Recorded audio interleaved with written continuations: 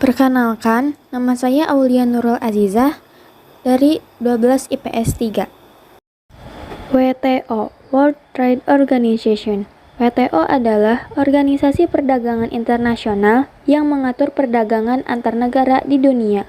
Organisasi WTO memiliki kedudukan yang independen dan terlepas dari badan khusus PBB.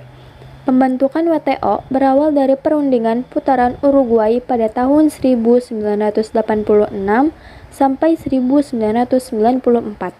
WTO secara resmi mulai beroperasi pada tanggal 1 Januari 1995.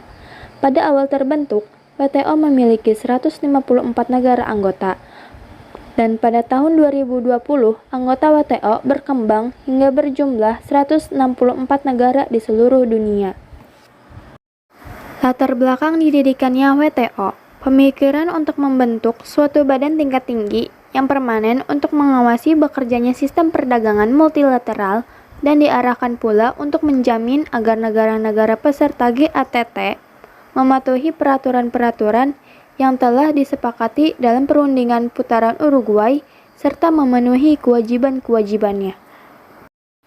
Tujuan WTO: meningkatkan standar hidup masyarakat dunia, menjamin terciptanya lapangan kerja, meningkatkan penghasilan secara realistis, meningkatkan produksi dan perdagangan barang atau jasa, mengoptimalkan serta melindungi pemanfaatan sumber daya dunia dan lingkungan alam. Fungsi WTO. Fungsi utama dari WTO adalah sebagai wadah bagi anggotanya untuk melakukan perundingan perdagangan. WTO juga mengadministrasikan hasil perundingan dan peraturan-peraturan perdagangan internasional. Struktur WTO. Struktur organisasi WTO merupakan hasil adaptasi dari struktur GATT. Struktur WTO sebagai berikut. Yang pertama, Ministerial Conference, yaitu badan pengambil keputusan tertinggi dalam WTO. Yang kedua, General Council, yaitu badan yang terdiri dari delegasi negara anggota WTO. Yang ketiga, Dewan Perdagangan Barang, badan yang mengawasi pelaksanaan perdagangan barang internasional. Yang keempat, Dewan Perdagangan Jasa, badan yang mengawasi pelaksanaan perdagangan internasional di bidang jasa. Yang kelima, Badan Penyelesaian Sengketa, badan yang bertugas menengahi sengketa perdagangan antar negara. Yang keenam, Badan Peninjau Kebijakan Perdagangan, yaitu badan yang bertugas melaksanakan mekanisme peninjau kebijakan perdagangan internasional. Peran serta Indonesia dalam organisasi WTO.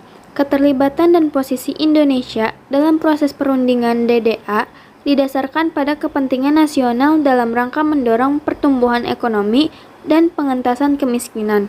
Dalam kaitan ini, untuk memperkuat posisi runding, Indonesia bergabung dengan beberapa koalisi.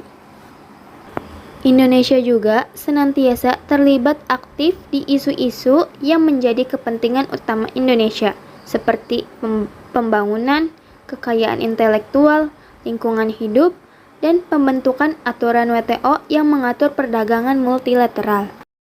Sekian dan terima kasih.